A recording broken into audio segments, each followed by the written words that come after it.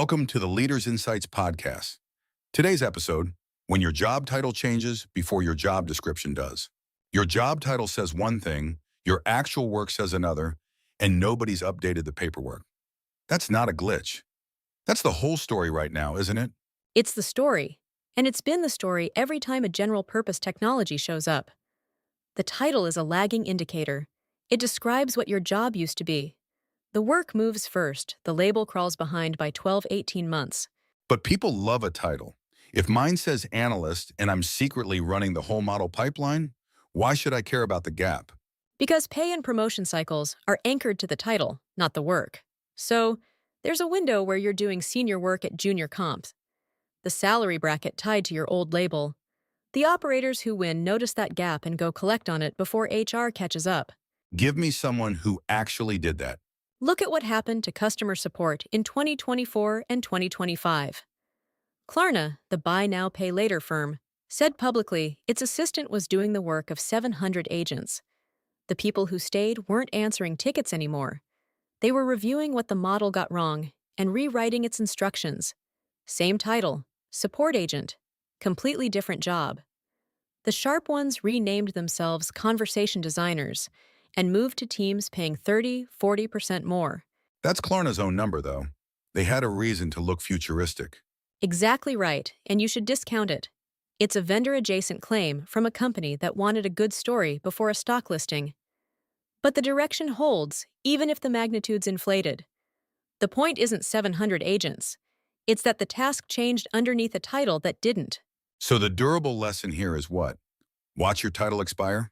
The lesson the best people internalized years ago: your value is the problem you own, not the box you sit in on the org chart.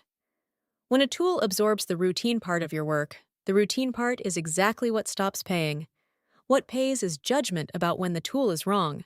That sounds nice until the tool gets good enough that it's rarely wrong. Then you move up the stack. Think about what happened with legal review. The tools that read contracts got very good at flagging clauses.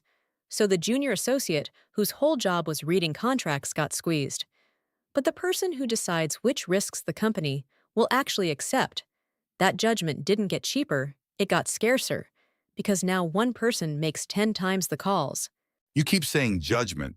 Isn't that just the word everyone hides behind when they can't say what they actually do? Fair hit.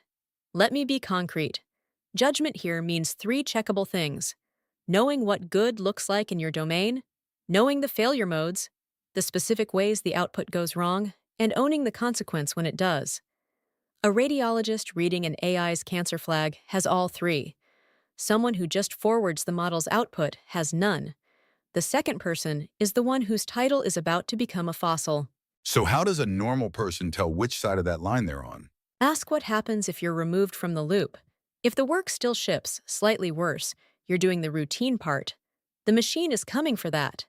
If the work ships wrong or not at all, you own judgment, and you should be documenting it loudly.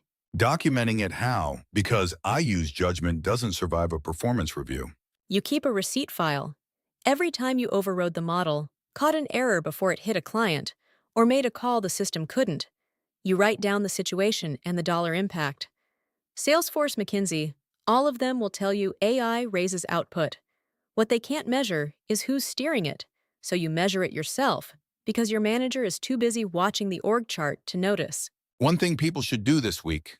Write your real job description, the one you'd hand a replacement. If it matches your title, you're overpaid and exposed. If it doesn't, that gap is your next raise. Go put it in writing before someone else defines it for you. Done. Want to know where you actually stand? Take the AI self-assessment at mba-training.com.